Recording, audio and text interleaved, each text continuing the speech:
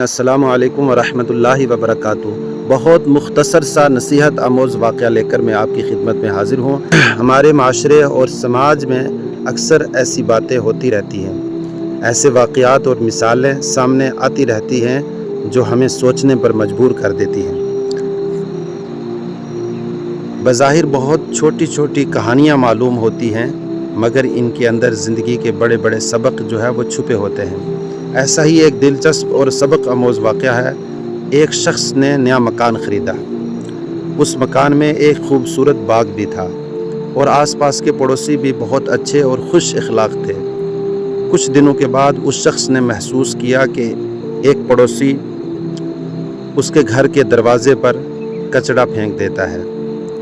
پہلے تو وہ خاموش رہا، مگر ایک دن شام کے وقت اس نے تازہ پھلوں کی ٹوکری بھری، کیونکہ اس کے گھر پھول تھے۔ اس نے تازہ پھول لیے، ٹوکری بھر کر اس پڑوسی کے گھر تک پہنچا دیا جس نے اس کے دروازے پر کچرا ڈالا تھا۔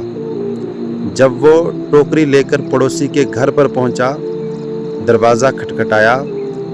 گھر والے سمجھے کہ شاید اب کوئی لڑائی اور جھگڑا ہوگا، مگر جب دروازہ کھلا تو سب دنگ رہ گئے۔ سامنے وہی شخص تھا جو کچرا پھینکتا تھا، جس نے اس کے گھر کچرا ڈالا تھا، اور اس کے سامنے تازہ پھولوں کی بھری ہوئی ٹوکری پیش کی گئی۔